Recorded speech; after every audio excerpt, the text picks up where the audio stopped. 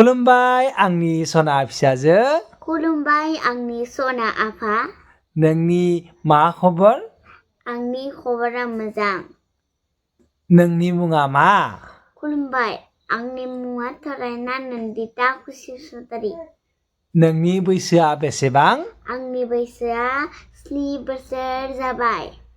नों फरायनाय फरायसालिनि मुङा मा? आंनि फरायनाय फरायसालिनि मुङा बन्दराम कछारी गुदि फरायसालि। नों मा थाखोआव फरायो? आं थाखो 2आव फरायो। नोंनि आफानि मुङा मा?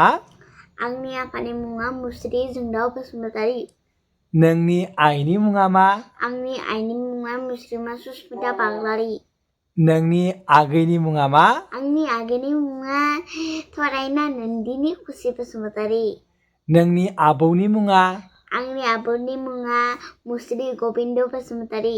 नोंनि आबैनि मुङा? आंनि आबैनि मुङा मुस्रिमा पानेश्वरी बसुमतारी। नोंनि गामिनि मुङा मा? आंनि गामिनि मुङा तेतलिगुरि। नों दायो बबेयाव थायो? आं दायो भगतपारायाव थायो। जोबोद मोजां। नोंनि पस्ट अफिसनि मुङा मा? भगतपारा। नोंनि मौजानि मुङा मा? सामाबारि। नोंनि सार्कोलनि मुङा मा? कलाइगाव। नोंनि साब डिभिजन एबा महकुमानि मुङा मा? भेरगाव। नोंनि जिल्लानि मुङा मा? उदालगुरि। नोंनि रायजोनि मुङा मा? आसाम। नोंनि हादरनि मुङा मा? इन्डिया। एबा भारत हादर, नङा होमबा? जोबोद मोजां। दे बिनि उनाव बुंलाय, नोंनि आइया मा मा खामानि मावो?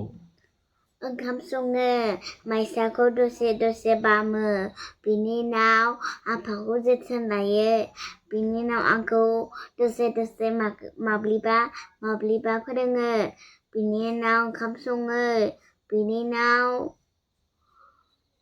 हि जोम सुयो, नङा होमबा? उनाव बासनबो सुयो।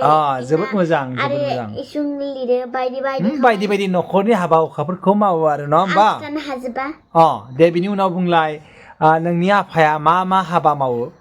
आंनि आफाया फोरोङो आंखौ, माइसाखौ बाहोयो बिमाखौ आरो फिसाखौ बाहोयो बिनि बिखुंसाव, बिनि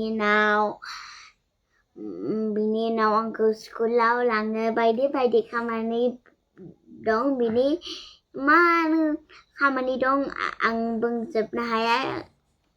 बिनि उनाव नों मा मा खालामनो मोजां मोनो बेनि सोमोन्दै एसे बुंलाय।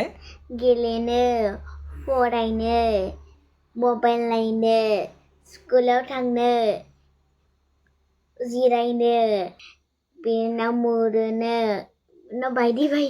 दे जोबोद मोजां मोनबाय आं। दे नों जोबोद मोजाङै गावनि सिनायथिखौ होनो हाबाय, आं जोबोद गोजोननाय थाबाय।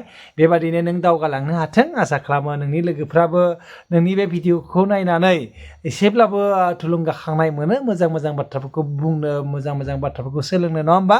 बिदिब्ला दिनैनि बे सुंद' भिडिअखौ एसेयावनो फोजोबबाय। नायबाय थादो नन्दिता के परिबार।